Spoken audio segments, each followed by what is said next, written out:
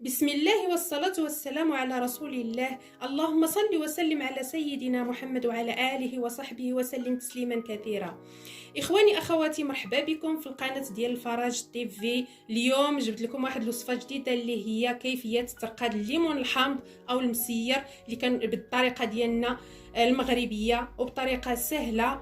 وسواء كان الليمون البلدي او الرومي اللي درتوه راه مزيان، الليمون الحامض. وما تنساونيش باللايك والابوني وتفعيل الجرس باش يوصلكم كل جديد. سيداتي سادتي، اليوم غادي نقدم لكم واحد الطريقه زوينه وسهله ديال الترقاد ديال الحامض. غادي ناخدو واحد 2.5 كيلو ديال الحامض. غادي ناخدو 6 ديال الحامضات مقشرين. غادي ندوزو المقادير. غادي ناخدو 6 ديال الحامضات، غادي نغسلوهم ونقيوهم وغادي نقشروهم وغادي نخليهم هكذا. من بعد غادي نطحنوهم وغادي ندوزو الحامض. غادي نختاروا الحامضات اللي يكونوا زوينين نقيين. غادي نحيدوا لهم، غادي نغسلوهم وغادي غادي نهزوا واحد القنينه اللي غادي تكون مزيانه، اللي كتسد مزيان باش ما يدخلناش ليها الريح الداخل باش ما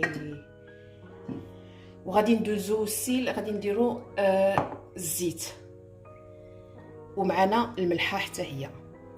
غادي ناخدو دوك 6 ديال الحامضات، غادي نطحنوهم مزيان. نحيد طحنا الحامض ديالنا هكا كيولي، طحنا 6 ديال الحامضات ديالنا هكا كيولي، يعني طحنا كلشي، يعني كيولي ثقيل. دابا كندوزو للحامض الاخر. كنهزو الحامضه، كنحيدو لها هذا الرويس الفوقاني، وكنهزوها كنفرقوها على 4 مزيان هكذا مزيان. وكنهزو واحد المعلقه ديال الملحه، كنعمروها مزيان بالملحه. واخا كيبقى يطيح لنا ماشي مشكل، يعني حنا كنعمروها مزيان بالملحه، وكنحاولوا اننا ندخلوها في وسط من القنينه وندفعوها مزيان. واخا الملحه بقات ماشي مشكل، كنبقاو نستمروا في العمليه حتى كنكملوا الحمض اللي عندنا كله هكذا. شوفوا معايا مزيان، نهزو كنحلو مزيان دوك 4 ديال المسوس، ما كنقطعوش حتى لتحت، كنخليوها مشدوده من الفوق. كنعمروها هكذا مزيان بالملحه، خص الملحه تكون مزيان فيها مزيان هكذا. كنسدوها مزيان وكنعاودو نحشيوها مزيان في القرعه هكذا، وكنتبعوا العمليه.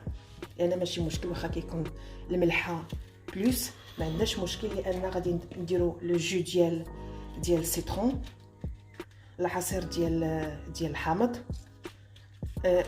كيف كيعطينا بزاف واحد المذاق زوين هكذا مزيان. وهاد الوصفه هادي كتصلح لكل شيء، يعني كتجي غزاله. يعني هاد العصير ديال الحامض يمكننا نديروه في لي صوص، يمكننا نديروه في الدجاج منين كنحمروه، يعني كنكونوا في الحوت، يعني كل شيء في جميع لي بلا، يعني جميع هذا ديالنا، جميع الحوايج اللي كنستعملوا في الكوزينه كنحتاجوا فيهم الحامض. يعني يمكننا نديروا اما درنا المصير ولا نديروا لاصوص ديالو. كيجيو فريمون كيجيو زوينين بزاف، كيجيو غزالين هكذا.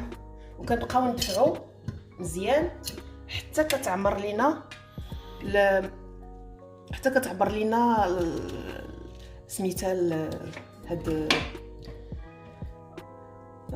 كتعمر لينا هذه ديالنا. من بعد كنخويو عليها مزيان هكذا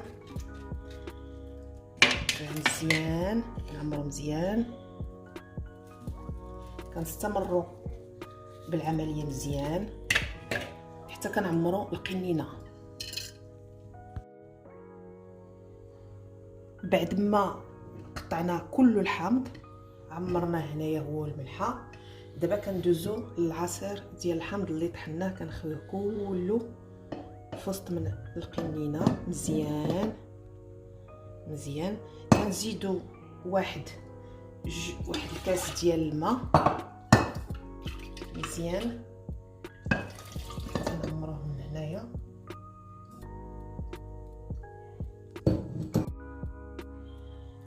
منين زدنا الكاس ديال الماء دابا غادي نعاودو نزيدو نضيفو الماء حتى كيتعمر، حتى كيغبر لينا السيترون حتى اللي كيكون هنا، لان هذا الماء هذا كيولي كله عصير من بعد اللي كنحتاجوه في بعض بزاف ديال لي بلا اللي كنديرو في الكوزينه. يعني كيمكننا نديرو به دي صوص، كيمكننا نديروه بزاف ديال الحوايج، دي سالاد كنحتاجوه بزاف في لي سالاد. يعني منين كنعمروا مزيان القنينه ديالنا كنزيدو الزيت كنزيدوه من الفوق باش الزيت ما تيخلي لناش داك الريح يدخل لداخل باش ما يضيعناش الحامض. يعني هو كيبروتيجي لنا الحامض من الفوق، يعني كيبروتيجي لنا الحامض ما كيدخلش. يعني وكنعاودو نسدوه مزيان كنسدو القنينه وكنخليوها 21 يوم في بلاكار ولا في لاكاف ولا في الكوزينه عندكم، ولا في شي بلاصه اللي ما نحلوهاش نخليوها هكا في شي بلاصه اللي ما فيهاش الميديتي. كنبقاو خلينا هكا في البلاصه اللي فيها 21 يوم ولا 22 يوم، من بعد عاد كنحلوها. انا بالنسبه لي انا ديجا درتها عندي ديجا، منين ها النتيجه كيف كتصدق لي انا. من بعد منين 21 يوم خرجت الحامض ديالي، نوريكم النتيجه كي كيصدق غزال شهوه منه. وانا عاد راه خليته غير واحد المده قصيره وبقيت كنستعمل فيه. يعني ما حدو كيطول الحامض وهو كيجي غزال معسل. هاد الطريقه النهائيه. انا عاد الا خليتو الا قديتو تخليوه شهر بحدكم كتخليو الحامض كتير، الوقيته كثيره هو كيزيد يتعسل مزيان. بالنسبه لي انا خليته 21 يوم ومن بعد جبتو ديريكتومون، ما بقاليش الحامض في الكوزينه نستعملو وخديتو ديريكتومون كنستعملو. ها الطريقه النهائيه كي كيصدق غزال شهوه منه. ونزيدكم اخواني واخواتي واحد النصيحه والسر في نجاح التقاد اللي هي القرعه خاصها تكون محكمه الاغلاق باش ما يدخلش ليها الهواء ودير لينا هذيك البيوضيه من الفوق. وثاني حاجه هي الزيت اللي كنديروها في الاخير ضروريه، وهي اللي كتحمي الليمون الحامض باش ما يخسر ليناش. ولا طبقتوا اخواني اخواتي هذه الطريقه مزيان ما تخافوش، راه غادي يطلع لكم واحد الحامض رائع روعه ما منوش. وانا ها هو الحامض عندي مرقد لمده 2 سنين ومازال هو وكيجي معلق وكيعطي واحد اللذه. الوصفات اللي كنوجدها به رائعه. وانتم تشوفوا راه لمده 2 سنين. هذاك اللي وجدنا هذاك راه غير اللي وريتكم، هذاك غير 15 يوم وحيدته.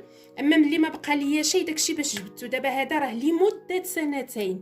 ها انتم اخواني اخواتي، ها حتى تبدلوا اللون ديالو، ما حدو كيطول هو اللون ديالو كيتبدل وكيجي معلق. ها انتم شوفوا اخواني الاخواتي، واحد التعليكه ما منهاش ورائعه وكيعطي واحد البنه الروعه. الوصفات كاع اللي كنقدموا لكم وكان اي حاجه درتها لكم راه كندير فيها هذا المصير هذا الحامض. شوفوا يا اخواني اخواتي، شوفوا التعليكه. ها انتم شي التعليكه كي دايره رائع جدا. ونتمنى ان شاء الله انه يعجبكم. وبالنسبه للعصير اللي كيبقى من تحت، انتم الاخوان ديالي كيجي رائع. كنوجدوا به الحوت ونوجدوا به لي سالاد ونوجدوا به اي حاجه درناها. ونتمنى هذه الطريقه تعجبكم وتعتمدوها حتى في البيوت ديالكم ديما وراه كتجي ناجحه، لانه فعلا كيجي رائع. وما تنساوش تشاركوا الوصفه مع الاصدقاء الى عجبتكم. والسلام عليكم ورحمه الله تعالى وبركاته.